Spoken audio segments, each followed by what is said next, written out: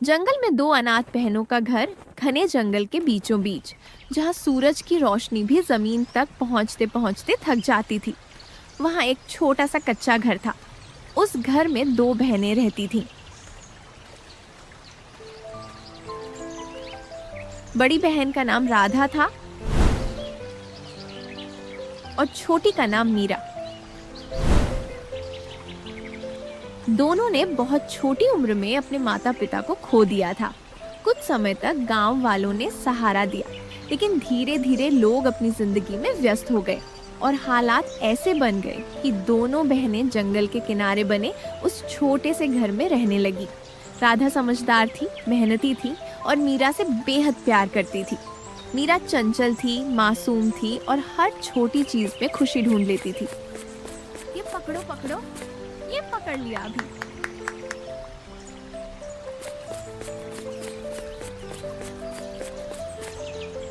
मेरा तुम्हें कितनी बार बोला है, ऐसे जंगल में भागकर मत आया करो। जंगल में खो गई तो। दीदी क्या करूं, इन तितलियों को देखकर अपने आप को रोक नहीं पाती हूँ। वैसे भी मैं अभी बड़ी हो गई हूँ दीदी। सुबह होते ही राधा जंगल से सूखी लकड़ियां और खाने लायक जंगली फल इकट्ठा करती।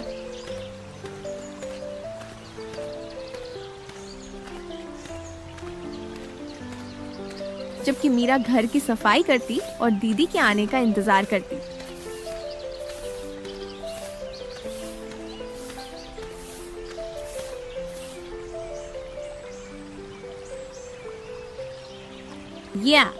या दीदी जंगल से आ गई। दीदी, आप मेरे लिए जंगल से खाने के लिए क्या लेकर आए हो? मेरा आज तुम्हारे लिए मैं फल लेकर आई हूँ।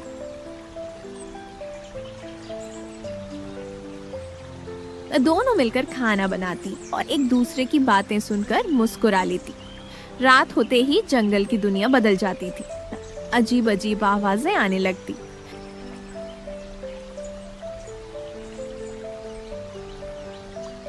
कभी उल्लू की डरावनी हूट, कभी झाड़ियों में किसी के चलने की आहट, कभी हवा से पेड़ों का तेज हिलना।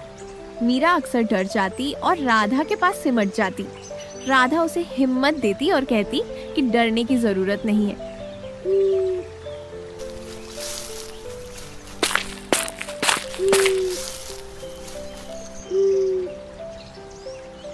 दीदी, ये अजीब आवाजें क्यों आ रही हैं?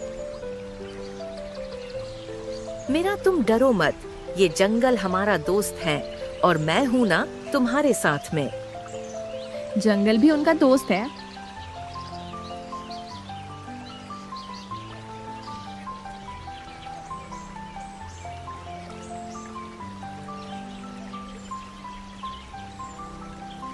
एक दिन अचानक तेज बारिश और तूफान आया।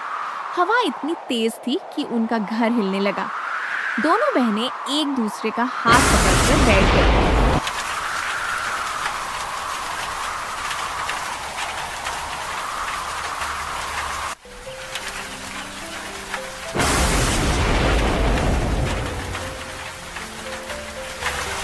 मीरा रोने लगी, लेकिन राधा ने उसे अपने आंचल में छुपा लिया।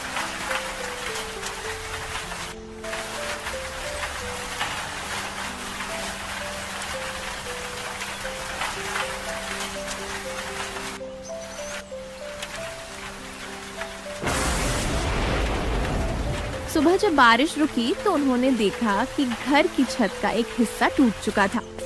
मीरा को लगा कि अब उनका सहारा भी चला गया है, लेकिन राधा ने उसे समझाया कि घर फिर से बनाया जा सकता है। हिम्मत नहीं हारनी चाहिए। दीदी, हमारे घर की छत टूट गई है, अब हम कहाँ जाएंगे? मेरा तुम परेशान मत हो, हम छत को दोबारा से बना लेंगे।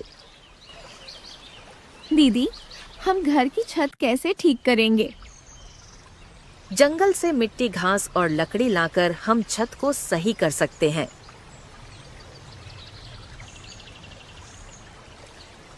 अगले कई दिनों तक राधा ने जंगल से मिट्टी, लकड़ी और पत्ते इकट्ठे किए।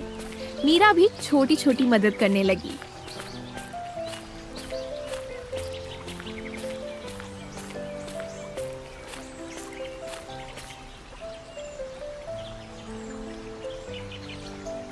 धीरे धीरे उनका घर फिर से रहने लायक बन गया। या दीदी ने छत को ठीक कर दिया।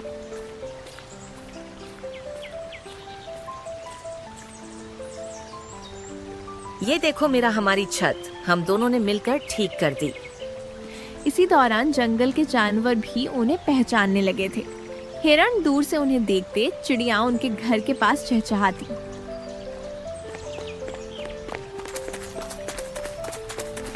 ये पकड़ो पकड़ो दीदी, हिरण आ गया। और बंदर कभी कभी फल गिरा जाते।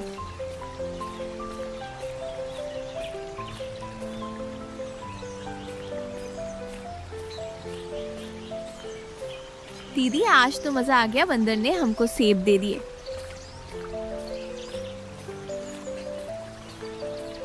एक शाम एक बूढ़ा आदमी जंगल से भटका हुआ उनके घर पहुंचा। वह थका हुआ और भूखा था। हे भगवान, लगता है आज तो मैं जंगल में खो गया हूँ। भूख भी बहुत लगी है।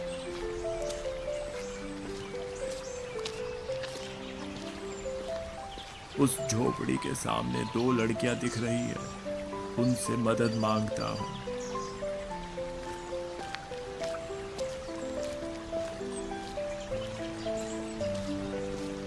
ओ गुड़िया, सुनती हो? मैं इस जंगल में खो गया हूँ और भूख भी लगी हुई है। काका जी आप परेशान मत हो, आप हमारे घर चलो, मैं आपको खाना खिलाऊंगी। इसे आप अपना ही घर समझो।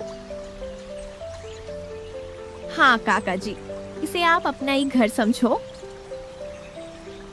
राधा ने बिना कुछ सोचे उसे खाना दिया और आराम करने की जगह दी। बूढ़ा बहुत खुश हुआ।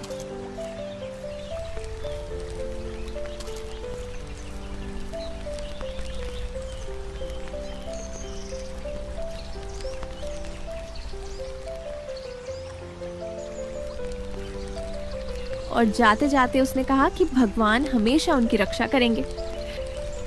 धन्यवाद बेटी, खाना खिलाने के लिए। भगवान तुम्हारी हमेशा रक्षा करेंगे।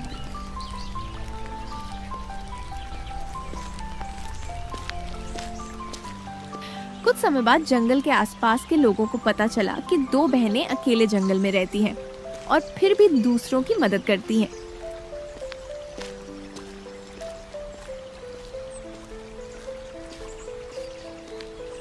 काका जी, आपको पता है जंगल में 2 बहनें रहती अकेली जो दूसरों की मदद करती हैं। क्या सच में जंगल के अंदर 2 बहनें अकेली रहती हैं और मदद भी करती है? हाँ काका जी, मैंने भी सुना है जंगल में 2 बहनें अकेली रहती हैं। बेटा, फिर तो हम गांव वालों को मिलकर भी उनकी मदद करनी चाहिए। गांव वालों का दिल पिघल गया। धीरे धीरे लोग उनकी मदद करने लगे।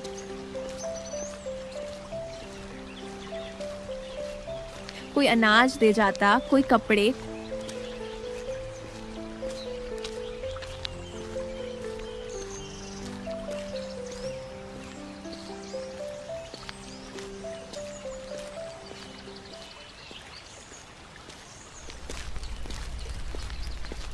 कोई छत ठीक कर देता।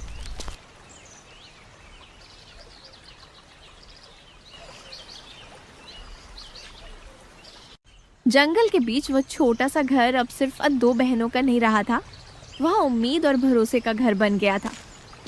राधा और मीरा समझ गईं कि भले ही उनके माता पिता उनके साथ नहीं थे, लेकिन उनका प्यार और सिखाई हुई अच्छाई आज भी उनके साथ थी। जंगल अब उन्हें डरावना नहीं लगता था। वही जंगल उनका परिवार बन चुका था। वही घर उनकी दुनिया था और दोनों बहनों का साथ ही उनकी सबसे बड़ी ताकत थी।